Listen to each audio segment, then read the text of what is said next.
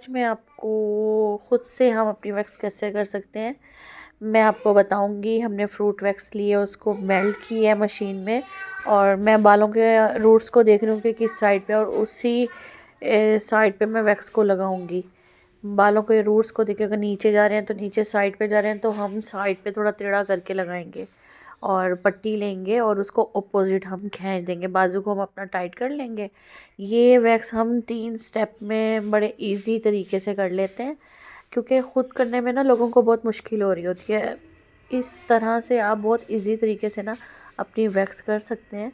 और ये fruit wax काफ़ी बेस्ट रहती है, इससे काफ़ी वाइटनिंग भी मिलती है, और हेयर भी बहुत देर से आता है, और बालों की ग्रोथ भी कम हो जाती है। ये देखिए कितनी नीट वैक्स हो रही है। अब मैं दूसरे स्टेप, ये देखिए, अब इसको इस तरह से हम रखेंगे और ऊपर से नीचे लेकर जाएंगे वैक्स को, और फिर नीचे से हम इस ऊपर खींचेंगे। जब हम गलत तरीके से पट्टी को खींचते तो हमें पेन भी होती है और फिर रेडनेस भी हो जाती है। देखें कैसे मैं नीचे से ऊपर को खींचती हूँ। ये हम पट्टी को रखेंगे और इसको और एकदम से खींचना होता है। ये नहीं कि आप सोचें और आहिस्ते आहिस्ते इसको खींचें, पेन भी फिर ज़्यादा होगी और स्किन भी रेड हो जाती है। एकदम से हमें पट्टी को खींचना होता है, बिल्कुल पेन नहीं होती और बहुत इजी तरीके से वैक्स हो जाती है। ये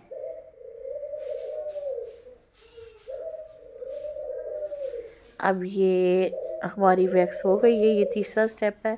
हमने बाजू का ये जो ऊपर वाला हिस्सा है, यानी नीचे वाला हिस्सा, इसको बिल्कुल सीधा रखना है और इस पे वैक्स लगानी है, और ऑपोजिट वैक्स को हमने पट्टी को खींच देना है। इस तरह से हम घर में इजीली वैक्स कर सकते हैं, और सैलून जाने की भी ज़रूरत नहीं है, क्योंकि हेयर हमारे 15 डेज़ में निकल आते हैं, तो हम इजीली घर पे वैक्स कर सकते हैं। ये हमने रीका ली है, और fruit wax, cream wax, wax भी बहुत सारी हैं आजकल, लेकिन लेमन वैक्स से इतना मुझे मज़ा नहीं आता, बाल बिल्कुल भी नहीं निकलते। ये जड़ से निकालते हैं बाल। जो फ्रूट वैक्स होगी, रीका वैक्स होगी, जड़ से बालों को निकालती है और नीट और वाइटनिंग देती है। ये मेरी वैक्स हो गई है। आप लोग भी सब इसी तरह वैक्स किया करें, और बहुत जल्दी वैक्स हो जाती है, और पेन भी बिल्कुल नहीं होती, पेनलेस ये तरीका है। सिर्फ 3 स्टेप में आपकी वैक्स हो गई है। Thank you.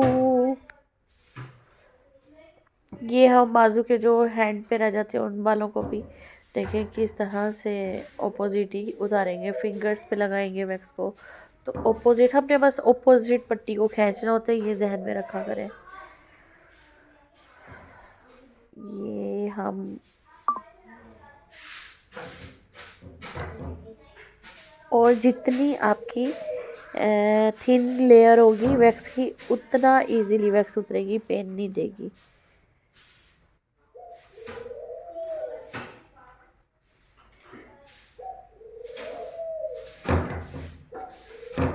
जिनके काफ़ी हेयर्स होते हैं तो मेरे बहुत लाइट थे, तो मैंने ऊपर से ही पट्टी को खींच दी है, वरना ऑपोजिट हमेशा पट्टी को खींचना होता है जब ज़्यादा हेयर हो। ये आपने ख्याल रखना है। ये कम थे तो ये फ़ौरन उतर गए हैं, और रेडनेस भी नहीं हुई है, और मैं एक्सपर्ट हूँ तो इसलिए मैं कर लेती हूँ, लेकिन आप लोग ध्यान से कीजिएगा और ऑपोजिट ही पट्टी को उतारिएगा। ये इस तरह से हमारी पूरी वैक्स हो गई है।